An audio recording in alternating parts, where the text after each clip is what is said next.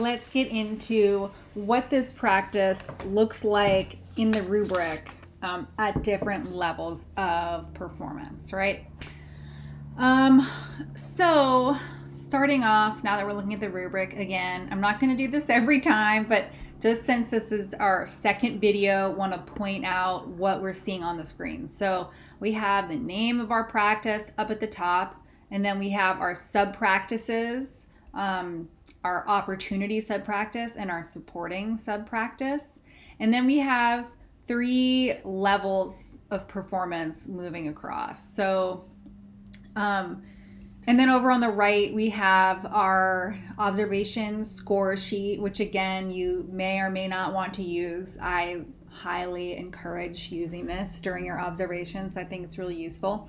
So I'm going to scroll down here to our elicit and leverage practice. Think about how to collect data for this practice.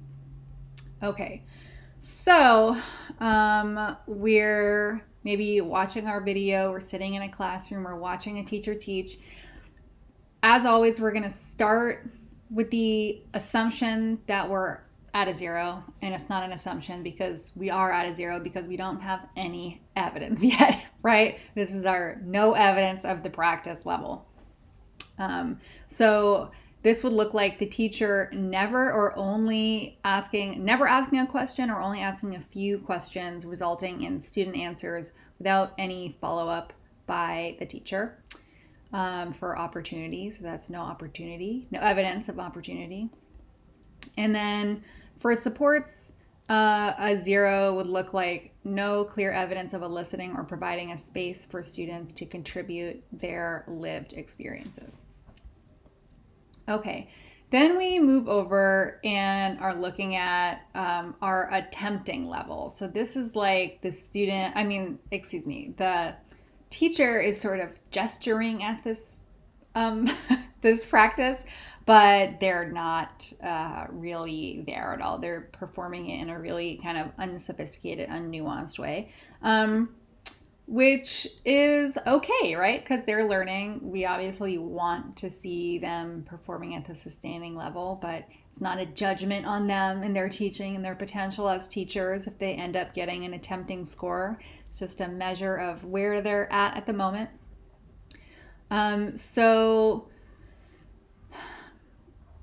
For level 1, we would need to see the teacher almost exclusively posing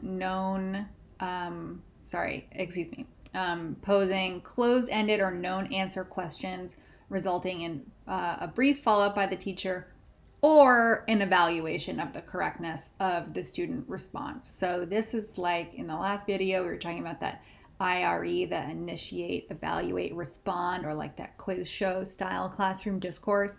When we're seeing that, we're seeing the teacher sort of attempting to elicit and leveraging student ideas and experiences, but not quite getting there.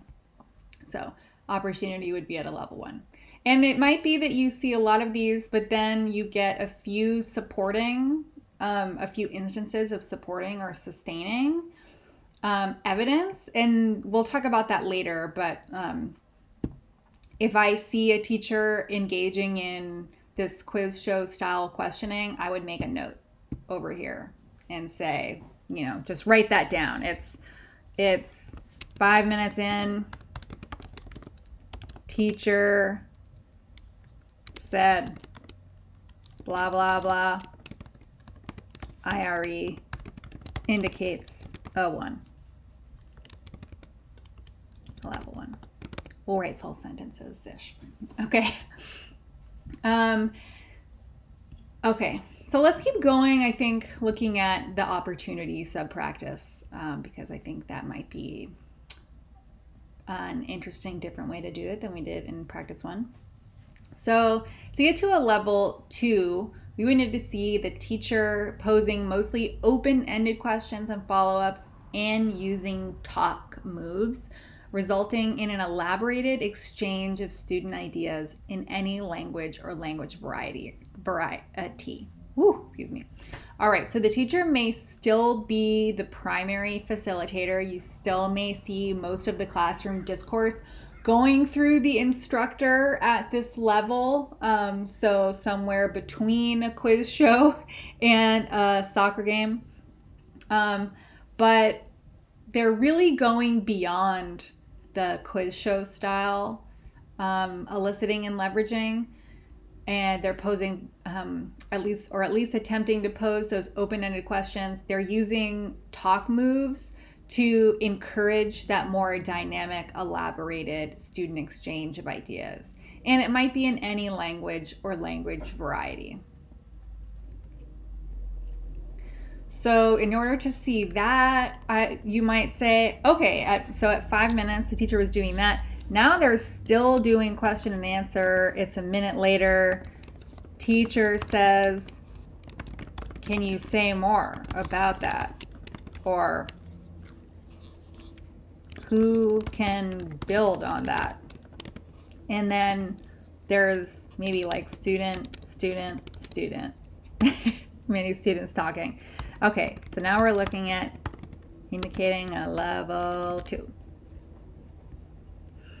Okay, so then you keep looking, you might see more evidence that indicates a 1, right? So you can kind of keep going because you also want to see like what is the preponderance of your data showing you. So maybe there's another IRE moment.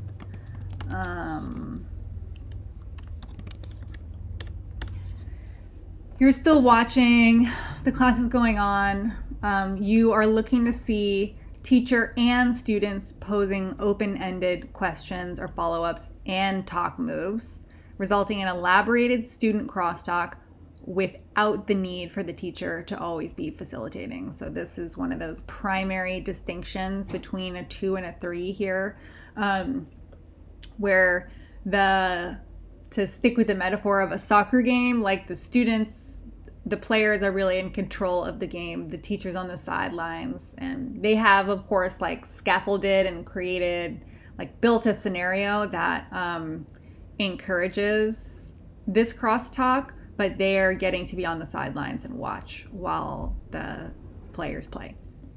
Okay, and students are encouraged to talk using their full linguistic repertoire and any language or language variety, multiple modes or modalities, or models representations. Okay, so this is basically, you would want to see this teacher taking an action to invite students to engage using a full linguistic repertoire. So we're kind of getting back again, or like hinting back at that idea that in general in school culture in the US, at least in most parts of the US, students are expected to use the dominant language and dominant language varieties. So that's like quote unquote academic English or quote unquote standard English.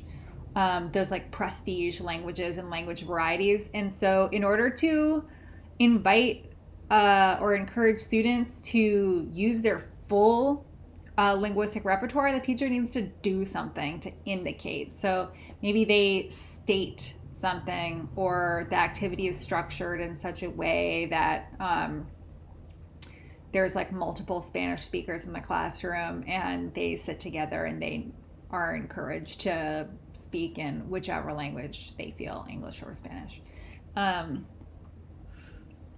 So if you see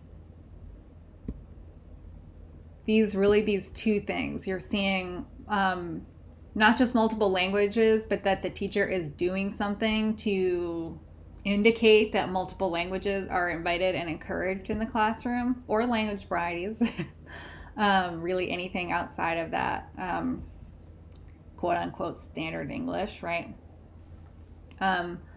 Including different things like gestures and use of other forms of communication that are non-verbal necessarily. And so you want to see that, and you want to see student crosstalk without the teacher needing to always be the facilitator.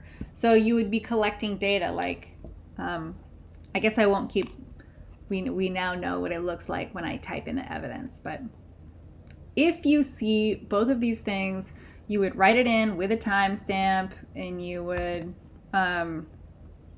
say, or you could say, indicating a level 3. And then at the end of your observation, you would look back. And I think that if the teacher performs a level 3 at some point, if they get to a level 3, then you can make their score a 3. Because we're really looking, in our observations, we're looking for proof of concept. Can the teacher do this? It doesn't have to be, do they always use this practice every single time they have an opportunity? It's, can they do it? And are they doing it at some point? But then there's some language in here that indicates like the frequency that you need to see a practice. So like the teacher poses mostly open-ended questions. So between a 2 and a 1, to differentiate, if you don't see that level 3 evidence and you're trying to differentiate here, you're looking at like, what are the preponderance of the questions? Are they generally geared towards engaging students in inquiry, or are they generally engaging students in like quiz show type behavior? Okay,